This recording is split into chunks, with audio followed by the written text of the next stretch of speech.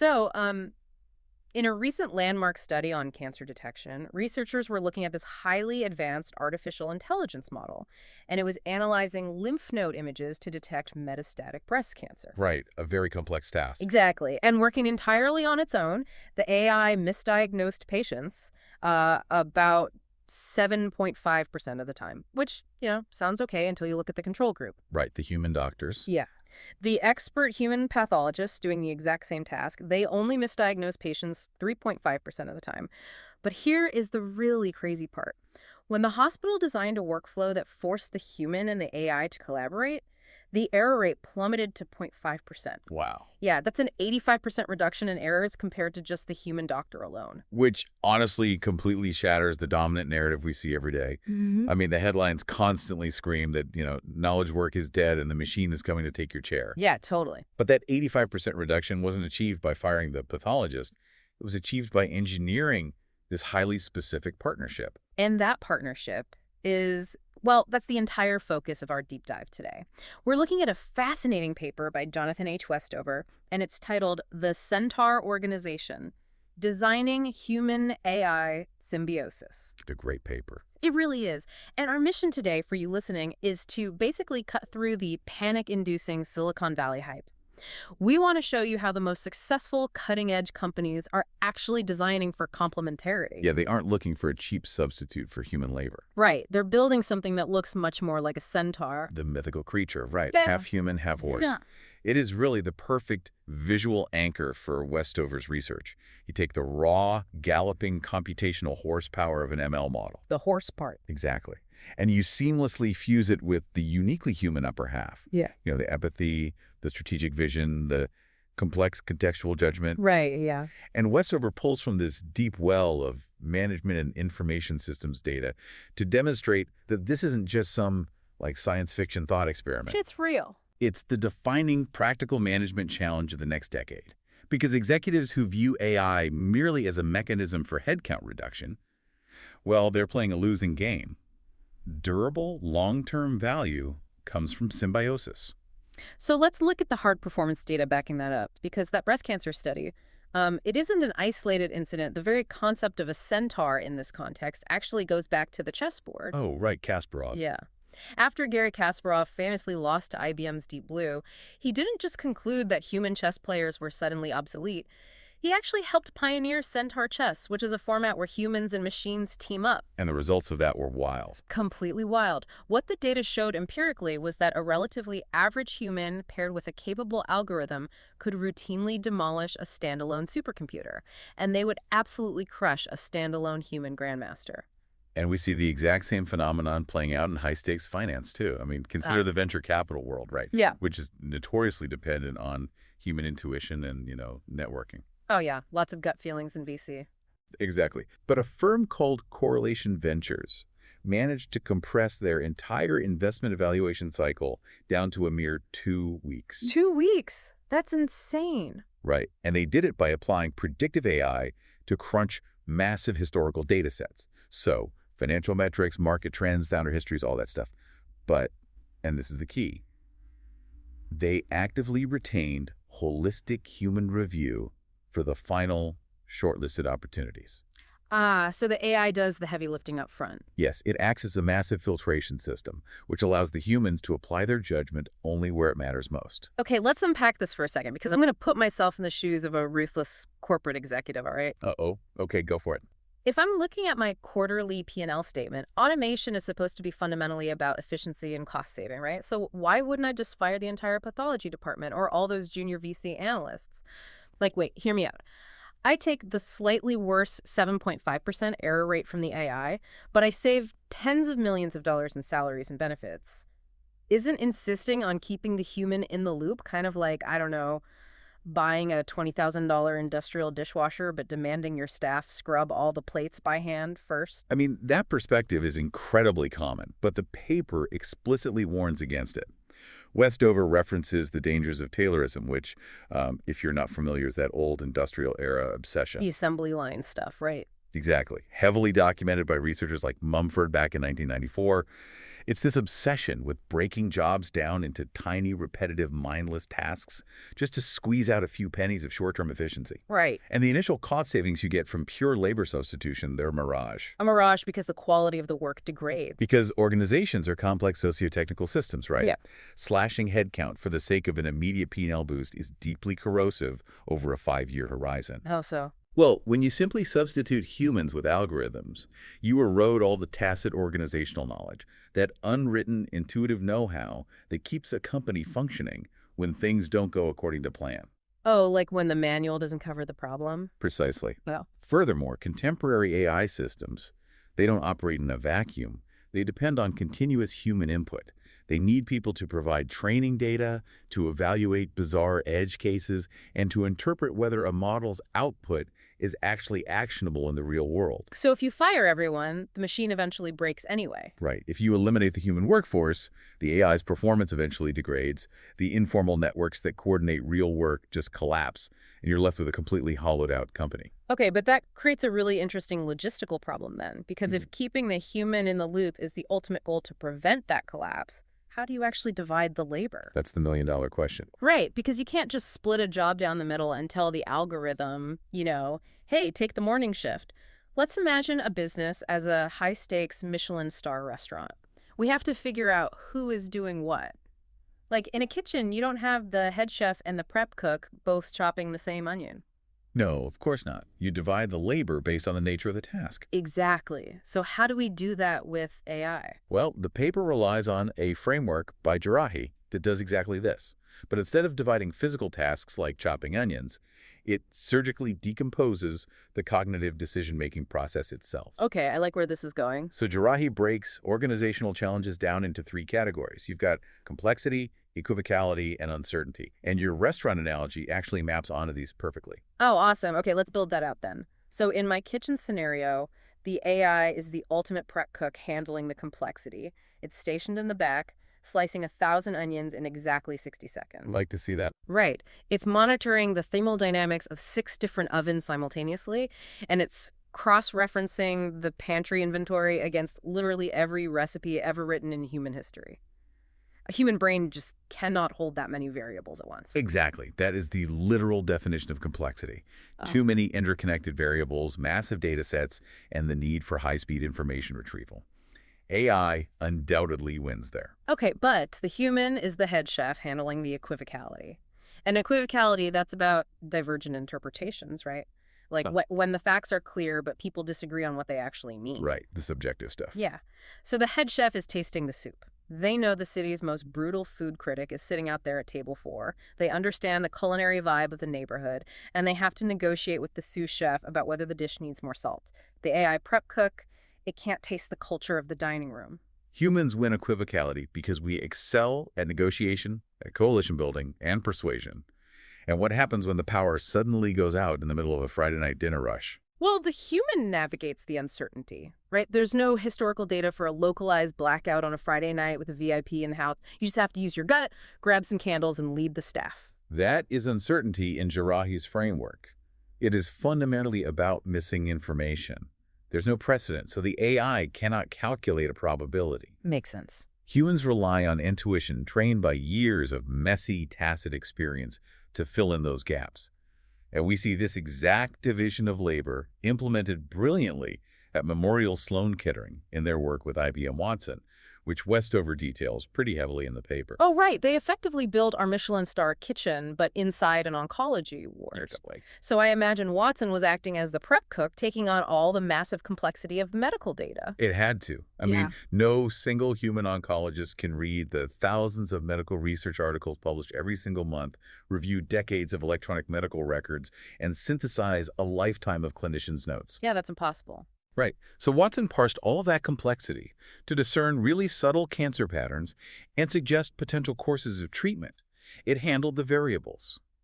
But the final clinical judgment, the equivocality subtask, remained entirely with the human oncologist. Right, because Watson cannot sit down with a patient and discuss how a harsh chemotherapy regimen might impact their ability to, attend their daughter's wedding next month. Exactly.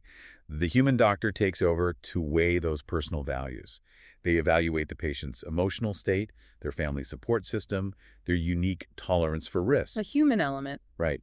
The AI handles the statistical complexity, and the human resolves the emotional and ethical equivocality. Here's where it gets really interesting, though, Mhm. because identifying the division of labor on paper, that makes perfect sense. The friction comes when you try to implement this on like a random Tuesday afternoon in a real corporate Oh, office. absolutely. How do major organizations practically deploy these Centaur models without their workforce either revolting or, conversely, just blindly deferring to some black box algorithm? Well, implementing the Centaur model requires a completely new set of organizational capabilities, which Westover outlines as the Centaur playbook. Okay. And the first and arguably most difficult pillar is capability building, specifically creating hybrid talent models. General Electric provides a fascinating case study here. Oh, I remember this when GE was transitioning into a digital industrial company. Right. And the obvious move for them would have been to just hire thousands of data scientists straight from Silicon Valley and parachute them into their jet engine factories to optimize the machinery. But they didn't do that. They took a much more difficult path. They took their existing aerospace engineers and physicists, like the people who had spent 20 years actually listening to the hum of a physical turbine. Giant experts. Yeah. And they put them through rigorous internal data analytics certification programs. They basically upskilled the mechanics to be data literate. Because they realized a profound truth about the nature of knowledge. Tacit domain expertise that instinct an engineer develops about how metal behaves under extreme thermal stress that is significantly harder to teach than applied machine learning. You can't just fast track that. No, you cannot download 20 years of factory floor intuition into a software developer's brain. So GE created dual experts. They taught coding to the expert engineers, building a workforce that acts as a human bridge between the statistical outputs of the AI and the physical reality of the jet engine. Okay, so that solves the talent issue, but wait, it introduces a massive trust issue. How so? Well, consider a scenario where an AI model gives a brilliant, statistically flawless recommendation to one of those GE engineers, telling them, hey, shut down this turbine immediately. But the AI is a black box. It can't explain its math. It's essentially a genius student who has the right answer but just outright refuses to show their work. Ah, I see what you mean. Right. Does an experienced engineer actually follow an algorithmic leader they don't understand? The organizational research emphatically says no. A persistent finding across the human AI literature is that trust mediates use. If the system is opaque, workers typically respond in one of two ways. And honestly, both of them destroy the value of the investment. What do they do? Well, they either actively subvert the AI, so they ignore it and revert to their old, less efficient habits because they just assume the machine is wrong, or they suffer from automation bias. Oh, where they just trust it too much. Exactly. They defer to the machine uncritically, suspending their own judgment and just clicking approve on everything it suggests. Which totally defeats the purpose of the Centaur model. If the human is just blindly clicking approve, they aren't actually in the loop, they're just a biological rubber stamp. Spot on. And this brings us to the second pillar of the playbook, transparent and explainable AI. Explainability is not a luxury feature. It is a non-negotiable precondition for symbiosis. That example. Yeah, American Express is a prime example of doing this correctly. When Amex analysts use AI for fraud detection, the system doesn't just spit out a red flag with a 95% probability of fraud label. That wouldn't be very helpful. Right. The AI provides highly explainable signals. It shows the human analyst exactly which features it weighted most heavily. So perhaps it was a sudden velocity of spend or a weird geographical mismatch. I see. So the Amex analyst can look at the AI's logic, unpack the variables, and say, okay, I see why you flagged this transaction in Paris, but I happen to see a note in the file that this customer bought plane tickets to France last week. Exactly. The context changes the math. I am overriding your recommendation. And that dynamic right there is the essence of human-AI symbiosis. It serves a dual purpose. First, it allows the human to override the model appropriately based on equivocality and context, but crucially, it also acts as a continuous teacher. Oh, because the human is learning how the AI thinks. Yes. When the AI constantly exposes its reasoning to the human, it actively builds the human's analytical fluency over time. The model ceases to be just a software tool, becomes an interactive mentor. It elevates the analyst's own capability to spot complex patterns. But doing that, creating that seamless interaction, that requires what the paper calls sociotechnical integration, which sounds like really heavy academic jargon, but it's really just about the messy reality of introducing new technology into complex human social networks. It's the human element of change management. Right. Every time you drop a new tool into an office, you disrupt power dynamics, status, established workflows. Procter and Gamble managed to avoid the typical nightmare here by fundamentally shifting how they framed AI to their workforce. What did they do? They deliberately treated AI as an assistant that employees actively draw upon rather than an antagonist deployed by management to monitor them. And P&G succeeded because they anchored the technology within existing workflows. They actually mapped out the social practices of their teams. Who talks to whom, who holds the informal authority, whose work changes when an algorithm is introduced. Yeah, you have to know the culture. If a company ignores those social elements and just forces a new interface onto a team, the intervention almost always fails. Employees will feel their autonomy is being stolen, and they'll quietly sabotage the deployment. Okay, so what does this all mean for the future? Let's fast forward 10 years. Imagine we've perfectly executed the Centaur playbook. We built the hybrid talent models at GE, we deployed explainable AI at Amex, and we mastered the sociotechnical integration at P&G. This is like a utopia. Right, the machine is doing all the heavy analytical lifting every single day. But I had a major concern about what happens to our brains. Okay, lay it on me. If an AI is constantly serving up highly accurate, mathematically sound answers to frontline workers, don't we inevitably just become passive?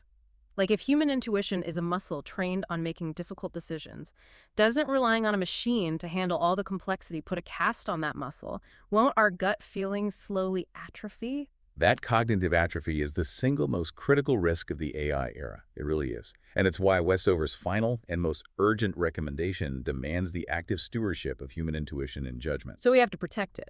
Actively protect it. The text emphasizes that intuition is not magic. It's highly advanced subconscious pattern recognition built on years of confronting messy, difficult, and highly ambiguous situations. Right. When an organization starts routing around experienced human judgment in favor of a faster algorithm, they incrementally destroy the experiential base that makes their human workforce valuable in the first place. But how does a company actively steward something as abstract as intuition? Do you mandate an hour a week where employees just practice making wild guesses without the computer? No. You design continuous co-learning systems. Yeah. Organizations must treat human overrides not as a sign of employee insubordination, but as the most valuable data they possess. Oh, I love that. When that Amex analyst overrides the fraud algorithm, the company needs a mechanism to capture that divergence, feed it back into the system, and allow both the human and the machine to learn from the friction. But that requires trusting the employee to make the final call. Exactly. It requires distributed decision authority. You have to give frontline workers the individuals directly confronting the chaotic reality of the customer or the product the genuine power to act on or reject AI recommendations within defined guardrails. So no micromanaging. Right. If every algorithmic output has to be routed up to a mid-level manager for review, you instantly lose the speed advantage of the AI and you completely disempower the worker. Managerial choke points are the enemy of the Centaur organization. It also means preserving career pathways where junior employees can still struggle through complex problems. If the AI solves every entry-level problem instantly, a junior analyst never develops the domain expertise required to become a senior analyst. Yes, you cannot just teach people to be machine operators. You must allow them to experience the friction of the domain deeply. As Westover notes, deep human intuition is a non-transferable asset. Once it's gone, it's gone. Exactly. Once a workforce loses its collective intuition because a generation of workers was de-skilled by algorithms, a company cannot easily rebuild it. And you certainly cannot patch it with a software update. So the value of human judgment isn't just, the mundane administrative tasks left over after the robot eats the analytical pie. Human judgment remains the absolute core of organizational performance. The very core. The decisions that dictate whether a company survives a crisis or capitalizes on a massive shift in the market, those decisions steeped in genuine uncertainty and equivocality, they will always depend on human synthesis, empathy, and creativity. To borrow a framing from Kevin Kelly that Westover references, we are engaged in a race with the machines, not against them. Automation alone is simply a race to the bottom. Yeah. The true competitive advantage of the next century belongs to organizations that build a symbiosis, where decision quality compoundingly improves because both the human and the machine are constantly teaching each other.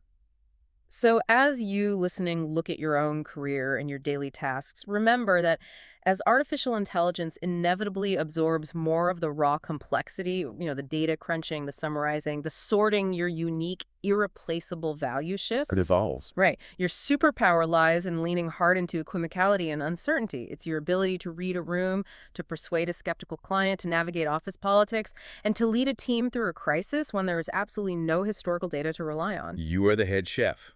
You must let the AI chop the onions so you can focus on the dining room. I love that. And we want to leave you with a final provocative thought to mull over today. If human intuition is essentially your brain's internal algorithm, trained on years of messy, hard-to-articulate experience, Right.